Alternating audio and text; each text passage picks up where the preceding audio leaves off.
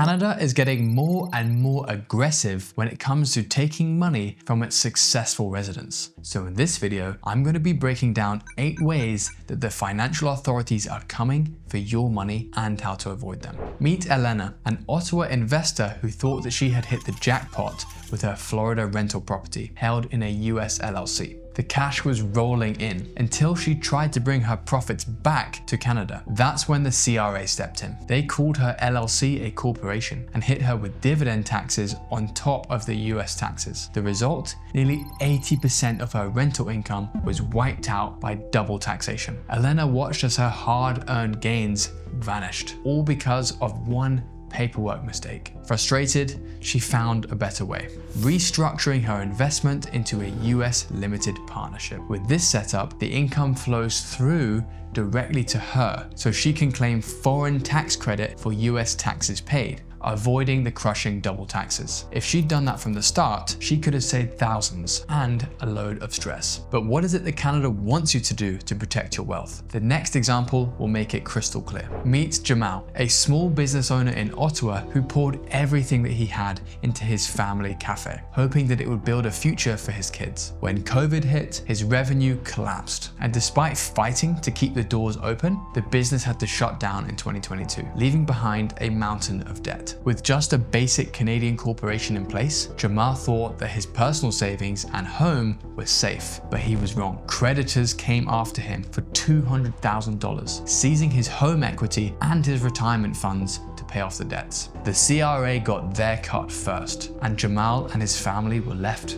with nothing. Why did this happen? In Canada, having a simple corporation isn't enough to fully protect your personal wealth from business failures. If the business goes under, your own assets like your home and savings can still be taken. There's a better way. US offshore trusts can keep personal wealth separate from business, making it much harder for creditors or the CRA to take what you've earned, even if things go wrong. If Jamal had this setup, he could have shielded his family's future from disaster. Next, I'll show you how to avoid messy estate battles after death, so your legacy really stays in your family. Meet the Levesque family from Quebec. Sorry if I butchered that name. They were a tight-knit group whose world was turned upside down when Jean, their father, suddenly passed away. Jean left behind a $5 million estate, hoping that it would provide for his wife Marie and their 3 children. But instead of security, the family was thrown into chaos. The reason? Probate. The court process to settle Jean's estate dragged on for 18 painful months, thanks to Montreal's court backlogs and endless paperwork. Legal fees soared to $100,000,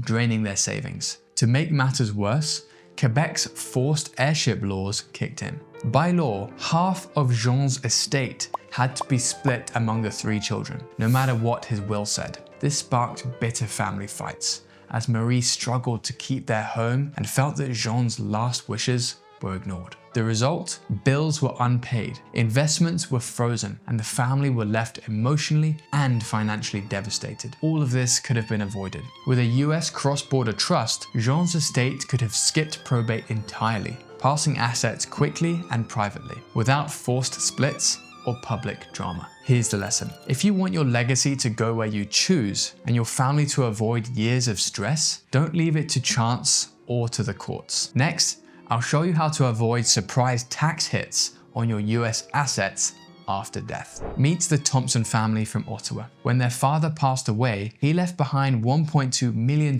in US stocks, enough to secure his family's future. But instead of relief, his heirs were hit with a nightmare, a $500,000 US estate tax bill. Why? Because Canadians who own US stocks or real estate can face up to 40% tax on anything over a tiny exemption. The result? Accounts frozen, endless paperwork, and legal fees draining their savings while they were still grieving. All of this could have been avoided. With a cross-border trust, the Thompsons could have transferred those US assets smoothly, using tax credits to offset the bill and keep the family's legacy intact. Here's the lesson. If you're a Canadian with US investments, don't get blindsided by hidden estate taxes. The right structuring and planning now can save your family from losing half of what you've built. Next, I'll show you how to avoid losing even more to currency swings and hidden fees. Meet Raj, a Vancouver exporter who built his family business from the ground up, shipping Canadian products to the US. For years, his hard work brought stability to his family, until 2023, when the Canadian dollar dropped 6% and trade tensions rose. Suddenly, every US dollar that he earned was worth less at home. Worse, his bank took a 3% cut on every conversion, eating up $50,000 that he'd hoped to put towards his daughter's education. The stress was overwhelming. Sleepless nights, constant worry about cash flow, and the fear of seeing his family dreams slip away. Then, Raj made a smart move. He restructured his business in the US and opened US bank accounts and held his earnings in US dollars. No more punishing conversion fees, no more panic every time the exchange rate dipped, just peace of mind and more money staying in the family. Here's the lesson. If you're earning in US dollars, don't let currency swings and bank fees eat you alive. Use a US structure and bank accounts to protect your profits and your peace of mind. Next, I'll show you how to avoid getting locked out of your own money during a crisis. Meet Tamara, a mother and advocate who poured her heart into organizing the Freedom Convoy. But in February 2022, everything changed. The Emergencies Act came down, and suddenly her bank accounts were frozen. No warning, no explanation. She couldn't access bail money, buy groceries, or pay her bills. Her husband was forced to borrow just for the basics. Her kids were really scared and confused, and Tamara herself was left isolated in jail, powerless to help her family. And she wasn't alone. Over 200 Canadians had their accounts locked, with $7.8 million frozen overnight. All it took was a government order. No court, no notice. For Tamara, this meant her family's safety net was gone in an instant. Here's the lesson. When political instability hits, domestic accounts can be shut down with the flick of a switch. But a US bank account outside of Canadian jurisdiction stays open, giving you access to your money when you need it most. It's a financial lifeline that can spare your family from panic and hardship. Next, I'll show you how to avoid missing out on big global deals so you're not just safe, but ready to seize new opportunities. Meet Alex, a Toronto tech founder who poured years into building his startup, hoping that one day it would change his family's future and make a mark on the world. In 2024, a golden opportunity arrived.